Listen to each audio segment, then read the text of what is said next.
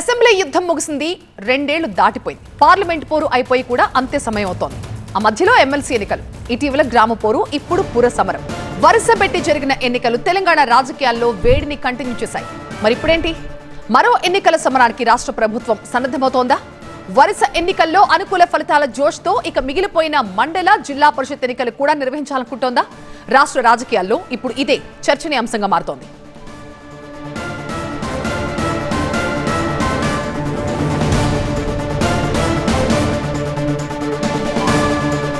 గ్రామ పోరు, పుర పోరు ఇచ్చిన విజయోత్సాహాన్ని ఎంజాయ్ చేస్తున్న అధికార పార్టీ అదే జోష్లో పరిషత్ పోరు నిర్వహించేందుకు సన్నద్ధమవుతున్నట్లుగా ప్రచారం జరుగుతోంది. ఇటీవల పుర పోరు ఫలితాలపై మంత్రుల్ని అభినందించిన సీఎం రేవంత్ రెడ్డి ఇదే సమయంలో పరిషత్ ఎన్నికలు గనక నిర్వహిస్తే ఎలా ఉంటుందన్న విషయంపై సమాలోచనలు చేశారు. ఇప్పటికే ప్రభుత్వ పెద్దలు ఆ విషయంలో కసరత్తు ముమ్మరం చేయగా ప్రతిపక్షాలు సైతం ఎన్నికలు ఎప్పుడొచ్చినా మేము సై అంటున్నాయి. రాష్ట్రంలో 5,773 ఎంపీటీసీ స్థానాలు, 566 ఎంపీపీలుండగా మొత్తం 566 జెడ్పీటీసీలు, 31 జెడ్పీ పీఠాలున్నాయి. ఇప్పటికే అక్కడి పాలకవర్గం టర్మ్ ముగిసిపోయి చాలా కాలమైంది. దీంతో వీలైనంత త్వరగా ఈ ఎన్నికలు నిర్వహించాలని ప్రభుత్వం ఆలోచిస్తోంది. అయితే పరిషత్ పోరుకి పరీక్షల గండం ఎదురు కాబోతున్నట్టుగా తెలుస్తోంది. ఇంటర్ 10th పరీక్షల స్కెడ్యూల్ కి టైం దగ్గర పడుతోంది. ఈ నెల 25 నుంచి మార్చి 17 వరకు ఇంటర్ ఎగ్జామ్స్ జరగనుండగా మార్చి 14 నుంచి ఏప్రిల్ 16 వరకు 10th ఎగ్జామ్స్ ఉన్నాయి. మరి ఇలాంటి పరిస్థితుల్లో పరిషత్ ఎన్నికల నిర్వహణ సాధ్యమేనా అనే చర్చ కూడా జరుగుతోంది.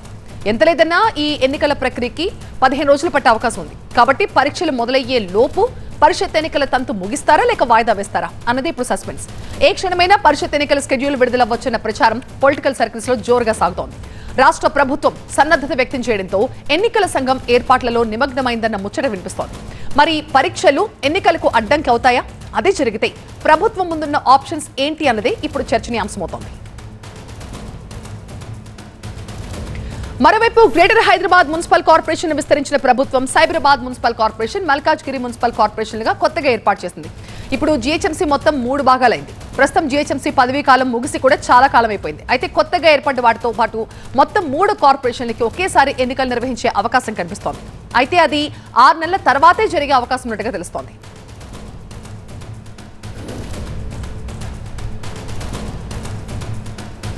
ప్రతినిధి ప్రభాకర్ మరింత సమాచారం. సార్ ప్రభాకర్, మొత్తం మీద మున్సిపల్ ఎన్నికలు అయిపోయాయి. ఇక ఈ జెడ్పీటీసీ, ఎంపీటీసీ కావచ్చు, అలాగే జిహెచ్ఎంసీ ఎలక్షన్స్ కావచ్చు. నిజంగానే ఇప్పుడు మనం మాట్లాడుకున్నట్లు పరీక్షల అడ్డంకి అయితే ఖచ్చితంగా ఎలక్షన్స్కి ఎదురయ్యే అవకాశం ఉంది. మరి ఏంటి ఈ ఎగ్జామ్స్ అన్ని ఇవన్నీ మొదలెట్టాలంటే కనీసం మే ఆర్ జూన్ అయ్యే అవకాశం ఉంది. ఏమనుకుంటోంది ప్రభుత్వం?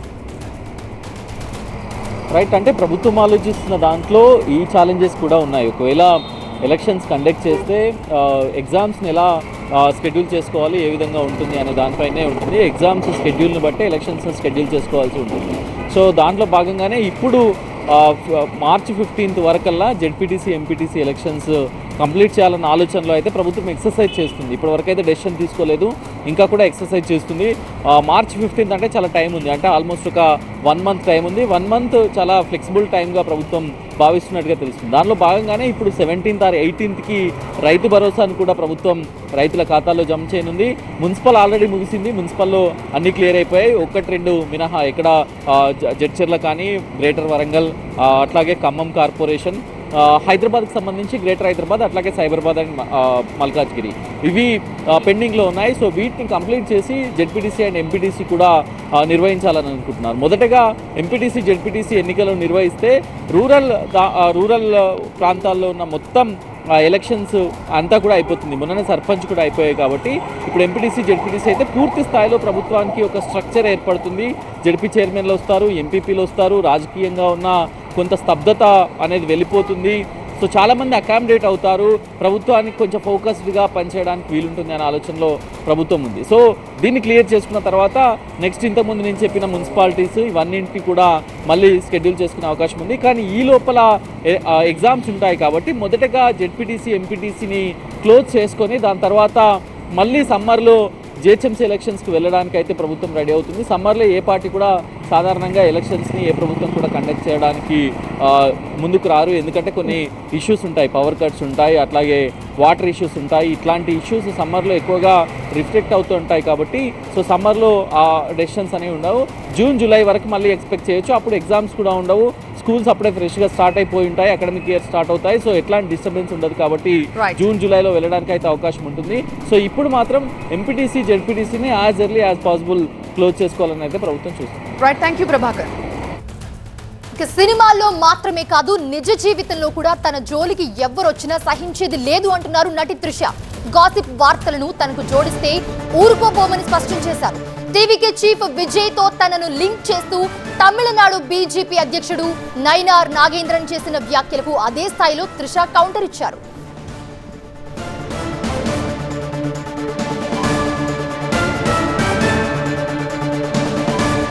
నైనార్ నాగేంద్రన్ వ్యాఖ్యలు అసహ్యంగా ఉన్నాయన్నారు. తనపై తప్పుడు ఆరోపణలు చేశారని అన్నారు. రాజకీయాలతో తనకు ఏమాత్రం సంబంధం లేదు అన్నారు నటి త్రిష. తన వ్యక్తిగత ప్రతిష్టను నైనార్ నాగేంద్రన్ దెబ్బతీశారని మండిపడ్డారు. భవిష్యత్తులో ఇలాంటి వ్యాఖ్యలు చేస్తే న్యాయపరమైన చర్యలు తప్పవని చెప్పారు. టీవీకే చీఫ్ విజయ్ ను టార్గెట్ చేస్తూ త్రిషను వివాదంలోకి లాగిన నైనార్ నాగేంద్రన్ తన వ్యాఖ్యలపై వెనక్కి తగ్గారు. త్రిష ఇంటి నుంచి విజయ్ బయటికి రావాలన్న నాగేంద్రన్ వ్యాఖ్యలు తమిళనాట రాజకీయ రచ్చకు దారితీశాయి. పలువురు నేతలు నాగేంద్రన్ వ్యాఖ్యలపై తీవ్ర విమర్శలు చేయడంతో ఆయన తన వ్యాఖ్యలపై వెనక్కి తగ్గారు. త్రిషకు క్షమాపణలు చెప్పారు నైనార్. తన వ్యాఖ్యలు వెనక్కి తీసుకుంటున్నట్లుగా ప్రకటించారు. త్రిషపై తన వ్యాఖ్యలకు విచారం వ్యక్తం చేశారు. తమిళనాడును చక్కదిద్దముందే విజయ్ తన ఇంటిని చక్కదిద్దుకోవాలని చెప్పారు నైనార్ నాగేంద్రన్. త్రిషతో సంబంధాలపై తమిళ ప్రజలకు వివరణ ఇవ్వాలని అన్నారు ఆయన. అయితే తమిళనాడు బీజేపీ నేత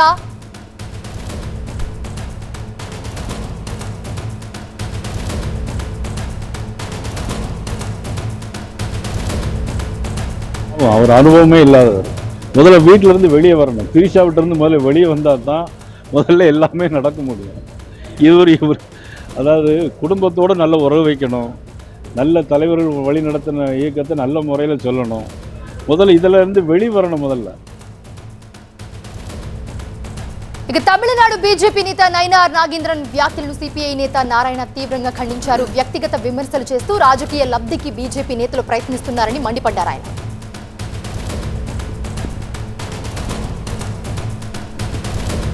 ఇదే అంశానికి సంబంధించి మరిన్ని అప్డేట్స్ అందించడానికి మా ప్రతినిధి విద్యాసాగర్ అందుబాటులో ఉన్నారు.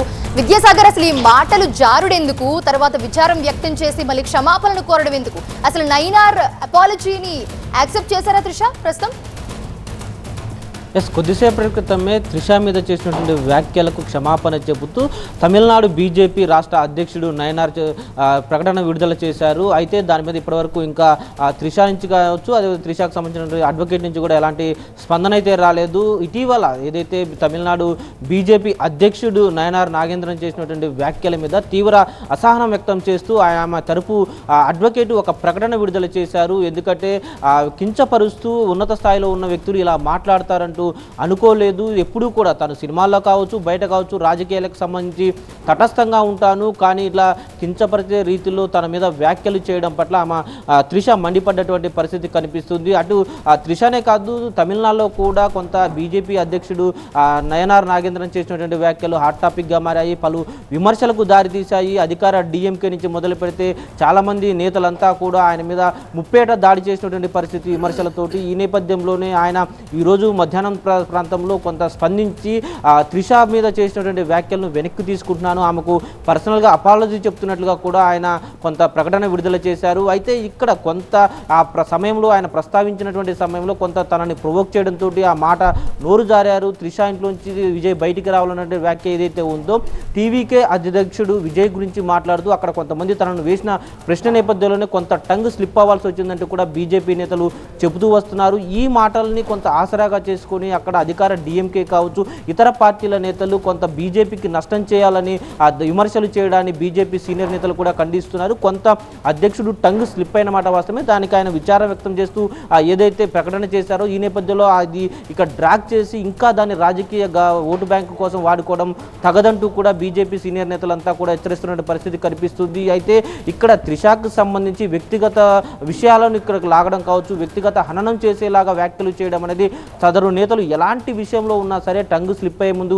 1-2 సార్లు సంయమనం పాటించి వేరే వాళ్ళ వ్యక్తుల జీవితాల్లో మాట్లాడేటప్పుడు చూడాలంటూ కూడా ఇటు రాజకీయ విమర్శలు కావచ్చు, సినీ నిపుణులు కావచ్చు చెబుతున్నటువంటి మాట. అయితే దీని మీద కొద్దిసేపటి క్రితమే బీజేపీ తమిళనాడు అధ్యక్షుడు ఒక అపాలజీ రిలీజ్ చేశారు. కాబట్టి దీని మీద త్రిష ఏ విధంగా స్పందిస్తుంది, యాక్సెప్ట్ చేస్తారా లేదా అంటే డెఫినెట్గా కొద్దిసేపటి క్రితం వారు స్పందించినప్పుడు ఇకపై తనపై మాట్లాడితే లీగల్గా చర్యలు ఉంటాయన్నారు తప్ప ఇప్పుడు దీని మీద కొంత అసహనం వ్యక్తం చేశారు. కాబట్టి తదుపరిగా ఎలాంటి రియాక్షన్ ఉంటుందో వేచి చూడాల్సిన పరిస్థితి ఉంది.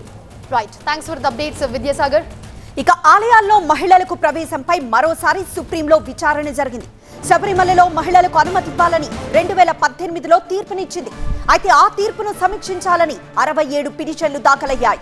వాటన్నింటిపై విచారణ చేపడతామంది సుప్రీం. 9 మంది న్యాయమూర్తులతో ప్రత్యేక ధర్మాసనాన్ని ఏర్పాటు చేశారు. ఏప్రిల్ 7 నుంచి 22 వరకు ప్రత్యేక ధర్మాసనం విచారణ జరపనుంది. అయితే నిషేధాలు ఎక్కడెక్కడ ఉన్నాయో నివేదిక పంపాలని రాష్ట్రాలకు ఆదేశాలు జారీ అయ్యాయి. విశ్వాసాలు ఒక్కటే అయినప్పుడు వివక్ష ఎందుకు? ఆలయ సందర్శనలో అందరికీ సమాన హక్కులు ఉండాల్సిందే. శబరిమలలో మహిళలకు ప్రవేశం కల్పిస్తూ 2018లో సుప్రీంకోర్టు ఇచ్చిన తీర్పిది. అయితే ఆ తీర్పును సమీక్షించాలని 67కు పైగా పిటిషన్లు దాఖలయ్యాయి. వాటన్నింటిపై త్వరలో విచారణ చేపట్టాలని సుప్రీంకోర్టు నిర్ణయించింది. శబరిమల సహా ఇతర ప్రార్థనా మందిరాల్లో నిషేధాలపై విచారణకు 9 మంది న్యాయమూర్తులతో ప్రత్యేక ధర్మాసనాన్ని ఏర్పాటు చేసింది.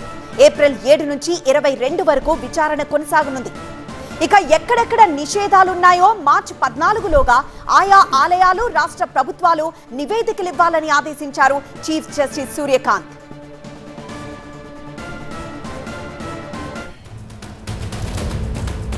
మా బ్యూరో చీఫ్ గోపి మరింత సమాచారం అందిస్తారు. గోపి, విశ్వాసాలు ఒక్కటే అయినప్పుడు వివక్ష ఎందుకు అంటూ సుప్రీం ప్రశ్నిస్తూనే ఎక్కడెక్కడ నిషేధాజ్ఞలు ఉన్నాయో ముందే చెప్పాలని శబరిమల దేవస్థానాన్ని కోరిన నేపథ్యంలో ఎప్పుడు శబరిమల నుండి సమాధానం వచ్చే అవకాశం కనిపిస్తోంది?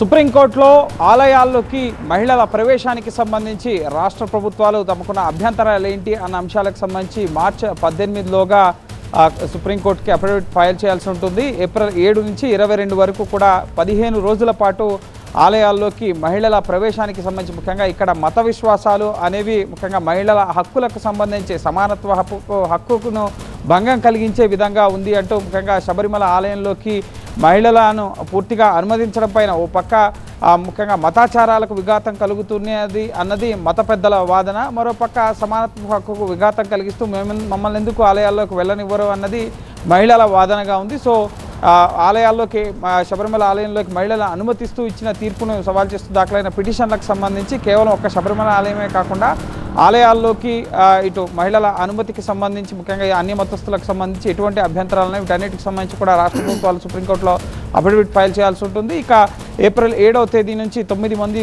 రాజ్యాంగ సభ్యుల ధర్మాసనం, రాజ్యాంగ ధర్మాసనం 9 మంది సభ్యులతో రాజ్యాంగ ధర్మాసనాన్ని సుప్రీంకోర్టు సిజేఐ జస్టిస్ సూర్యకాంత్ ఏర్పాటు చేయడం జరుగుతుంది. గతంలో ఇచ్చిన తీర్పుని ఇప్పుడు మళ్ళీ పునఃసమీక్షిస్తుందా, కేవలం శబరిమల ఆలయానికే ఈ తీర్పును పరిమితం చేస్తుందా, ముఖ్యంగా సమీక్షిస్తుందా, ఇతర ఆలయాలు ముఖ్యంగా మత మార్పిడి చేసుకున్న మహిళలు కూడా ఇతర అన్యమతస్తులకు సంబంధించిన ప్రార్థనా మందిరాల్లోకి వెళ్ళడానికి సంబంధించిన అంశాలపైన ఏమైనా ఆంక్షలు ఉన్నాయి. సో వీటన్నిటికి సంబంధించి కూడా సమగ్ర విచారణ చేయబోతోంది. కేవలం ఆచారాలకు సంబంధించిన అంశంగా పరిగణించకుండా ముఖ్యంగా రాజ్యాంగబద్ధమైన అంశంగా, హక్కులకు సంబంధించిన అంశంగా ఈ మహిళల ఆలయ ప్రవేశం అంశం మారడంతో ఇప్పుడు సుప్రీంకోర్టు రాజ్యాంగ ధర్మాసనం ఏప్రిల్ 7 నుంచి 22 వరకు 15 రోజుల పాటు ఈ 9 మంది సభ్యుల రాజ్యాంగ ధర్మాసనం పరిశీలించే అంశాలు ముఖ్యంగా వాటి ఆధారంగానే తదుపరి సుప్రీంకోర్టు రాజ్యాంగ ధర్మాసనం తీర్పు ఉండబోతోంది. దీంట్లో కేంద్ర రాష్ట్ర ప్రభుత్వాలు ఆయా రాష్ట్రాలకు సంబంధించిన దేవస్థానాల బోర్డులు ఇచ్చే ముఖ్యంగా వివరణల ఆధారంగా కూడా ముఖ్యంగా ఎందుకు మహిళల్ని